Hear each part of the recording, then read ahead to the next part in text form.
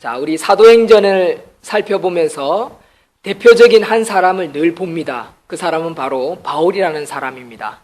그런데 바울이 혼자 다니는 것이 아니라 때로는 바나바와 때로는 마가와 때로는 사도행전을 기록한 의사인 누가와 함께 선교 여행을 다니는 것을 봅니다. 때로는 제자인 디모데와 함께 다니면서 사역들을 감당한 것을 봅니다. 그런데 오늘 내용을 보면 지금 바울이 예루살렘으로 가고 있습니다. 예루살렘이 어디입니까? 고향 땅이지요. 자기 집이 있는 고향 땅. 고향 땅에 갑니다. 고향 땅은 어떤 곳입니까? 그리운 곳이요, 가족이 있는 곳이요, 자기의 추억이 있는 곳입니다. 그런데 사실 이 예루살렘으로 가는 길이 죽으러 가는 길이라는 사실입니다. 20장에 우리가 마지막으로 지난번에 보았지만 24절을 한번 읽어봅시다. 20장 22절부터 한 서너 절을 읽어보겠습니다. 20장 22절 찾으셨습니까? 보라. 읽어주십시오. 시작. 보라.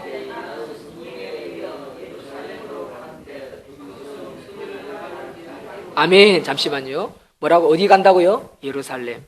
근데 무슨 일 당할는지 모르노라. 뭡니까? 스스로 깨닫고 있다는 뜻입니다.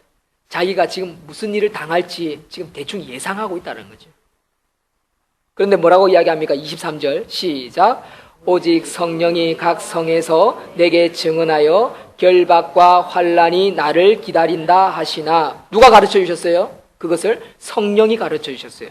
성령이 무엇을 가르쳐 주셨습니까? 결박당하고 환난을 당하고. 그런데 차마 말은 못했지만 자기도 죽으러 간다는 것을 어렴풋이 느끼고 있었습니다. 24절. 그래서 이렇게 말합니다. 24절 시작. 내가 달려갈 길과 주 예수께 받은 사명, 하나님의 은혜의 복음을 증언하는 일을 마치려 하면은 나의 생명조차 조금도 귀한 것으로 여기지 아니하노라. 아멘. 이런 각오로 사도 바울은 예루살렘 자기 고향 땅으로 가고 있다는 사실입니다. 그런데 주위에서 말립니다. 누가 말리냐? 사도 바울의 제자들이 그것을 깨닫고 제자들도 느꼈는지 선생이시여, 나의 스승 바울 선생님이시여, 가면 안 됩니다 라고 이야기를 합니다. 4절 보십시오. 21장 4절 읽겠습니다. 시작.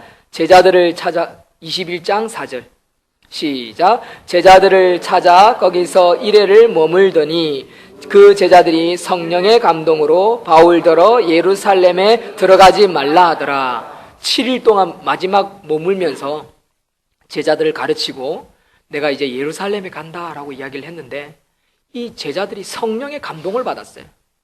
성령의 감동을 받아서 바울 선생이여, 가면 안 됩니다 라고 말렸어요. 그런데 이 장면이요, 어느 한 부분하고 참 비슷합니다. 재미난 거는 예수님이 베드로에게 12제자들에게 자기가 이제 십자가에 못 박혀 죽으러 간다라고 이야기했을 때 베드로가 예수님 앞에 탁 나서가지고 말리지요. 그런데 예수님이 그때 뭐라고 이야기했습니까? 사단아, 내 뒤로 물러가라 라는 엄청난 말씀을 하셨어요. 그런데 지금 이 장면이 마치 너무 비슷한데, 순교하러 가는 모습이 너무나 비슷한데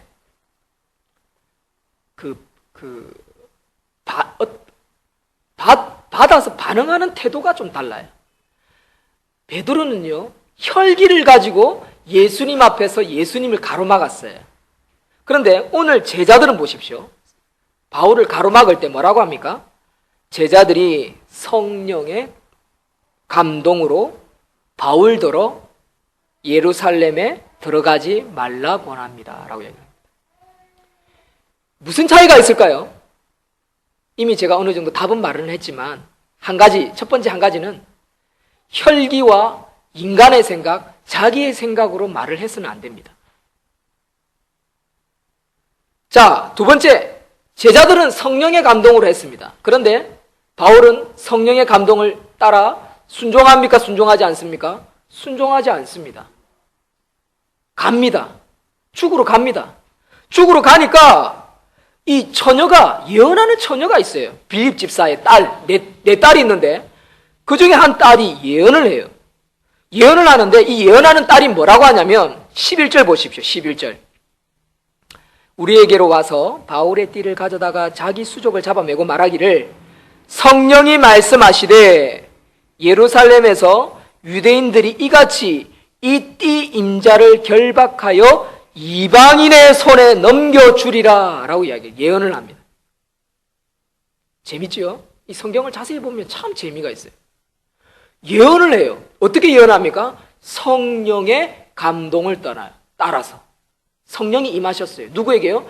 빌립 집사의 네 딸 중에 한 딸에게 임하였어요. 모르겠습니다. 네 딸 다 임했는지는 잘 모르겠지만, 예언을 했는지는 모르겠지만 어쨌든 한 딸에게 예언을 통해서 잡혀갑니다. 누가요?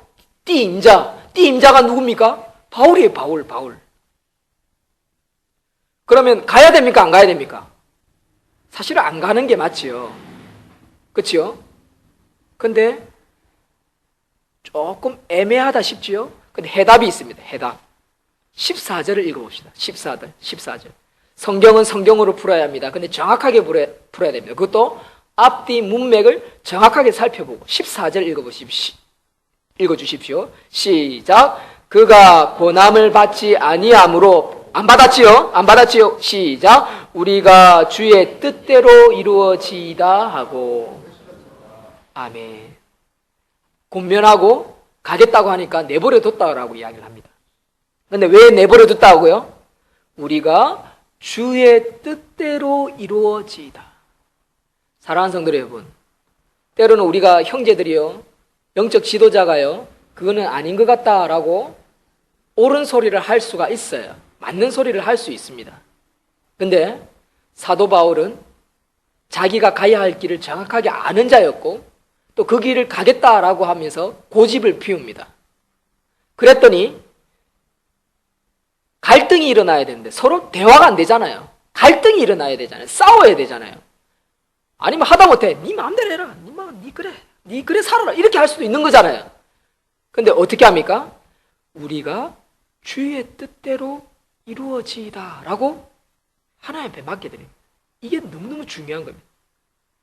교회 일을 하다 보면요, 서로 갈등이 일어나기도 하고요, 싸우기도 하고요, 답답해하기도 하고요, 우리가 옆에서 보면 틀렸다라고 할 수도 있어요. 그러나 사도 바울이 가는 게 틀린 건 아니지요.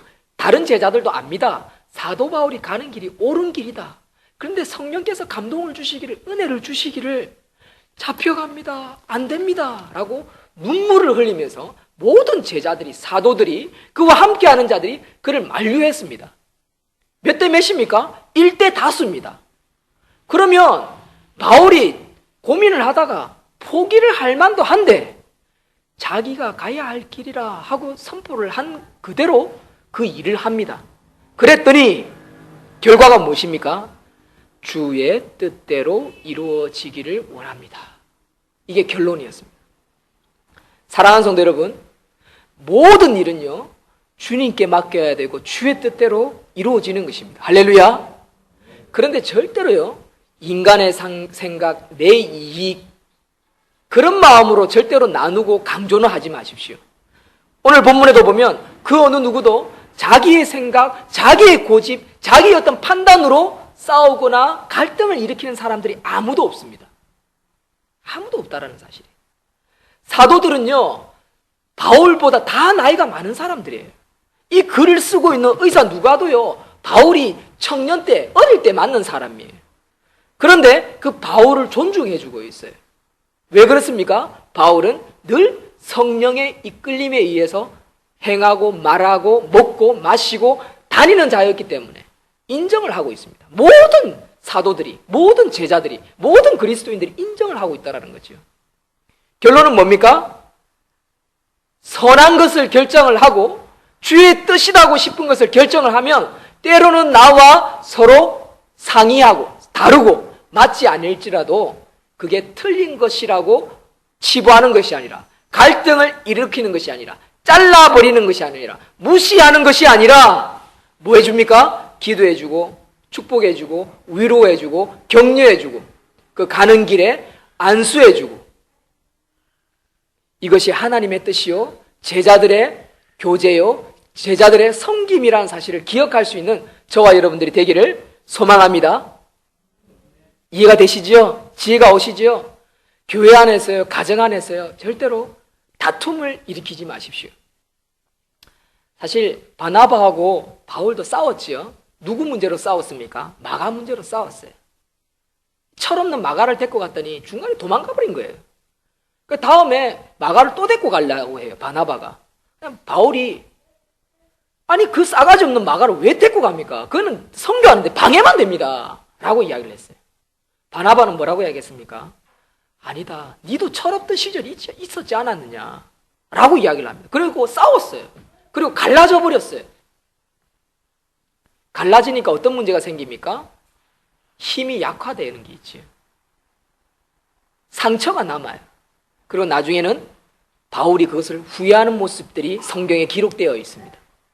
여러분, 갈등과 상처는요, 서로에게 좋은 덕이 되지 못합니다. 그러나 주의 뜻을 이루는데 하나님은 바울도 쓰셨고 바나바도 쓰셨습니다. 어떤 모양으로 쓰셨습니다. 중요한 것은 그 과정 가운데 우리가 하나씩 하나씩 깨닫고 하나님의 뜻이 무엇인지 정확하게 알고 주의 뜻을 이루어 가는데, 여러분들의 마음, 여러분들의 생각, 여러분들의 인생, 여러분들의 물질, 여러분들의 가진 모든 재능들을 하나님께로부터 쓰임받을 수 있는 저와 여러분들 되기를 주의 이름으로 축원드립니다.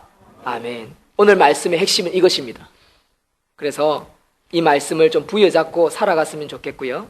항상 우리가 살아갈 때마다 주의 뜻이 이루어지니다 라고 했으면 좋겠고, 또 서로에게 힘이 되어질 수 있도록 기도해주고 염려해주고 걱정해주고 또 도와주고, 그게 가장 아름다운 것입니다. 언제까지요? 마지막 순간까지. 그게 하나님 가장 기뻐하시는 초대교회의 모습이었다. 아름다운 교회의 모습이었다. 귀한 제자들의 모습이었다라는 것을 꼭 기억할 수 있는 저와 여러분들이 되었으면 좋겠습니다. 그랬기 때문에 이들을 통해서 하나님은 하나님의 나라를 확장시켜 나갔던 것입니다. 그런데 오늘날 보십시오. 수많은 교회들이 있습니다. 수많은 그리스도인들이 있습니다. 그런데 빛을 잃어가고 있습니다. 짠맛을 잃었습니다. 밟히고 있습니다. 무시당하고 있습니다. 그리스도인이 얼마 안 되는 이 시절에도 이렇게 파워풀하게 살았는데, 이렇게 능력 있는 제자의 삶을 살았는데 왜 오늘날은 그렇게 하지 못합니까? 그것은 우리가 본질의 말씀을 부여잡고 있지 않기 때문에 그렇습니다. 본질을 부여잡아야 되는데 본질이 아닌 다른 것에 더 관심이 많습니다. 자, 어떻게 하면 잘 살까?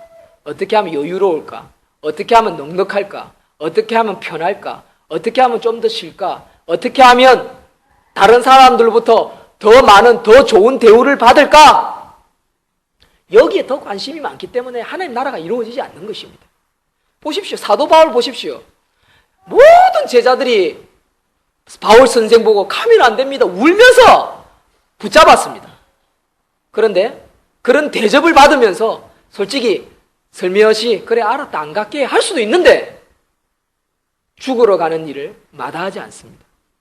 사랑하는 성도 여러분, 이것이 십자가의 길이요 순교자의 길이요 하나님이 기뻐하시는 길이라는 사실을 기억하고 순종되이 살아가며 걸어가는 저와 여러분들이 되기를 소망합니다. 여러분들의 직장, 여러분들의 꿈, 여러분들의 자녀, 여러분들의 남은 인생이 있을 것입니다. 그럴 때마다 많은 생각이 떠오를 것입니다. 혼자 있을 때나 개인적으로, 또 마귀는 틈나는 대로 와서 진짜 하나님이 그렇게 해라고 하더냐라고 속삭일 겁니다. 그럴 때마다 말씀을 다시 보십시오. 말씀을 다시 들으십시오. 말씀에 다시 귀 기울이십시오. 그리고 기도하십시오. 그러면 성령께서 감화 감동 주시고요, 지혜 주시고 깨달음 주셔서 내가 무엇을 초이스해야 하는지, 무엇을 선택해야 하는지, where, 어디로 가야 하는지를 하나님께서 정확하게 가르쳐 주실 것입니다.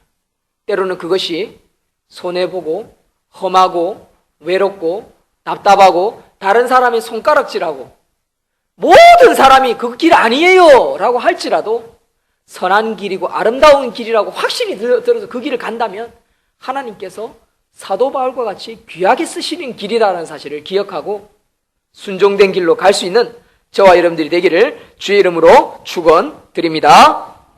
기도하겠습니다.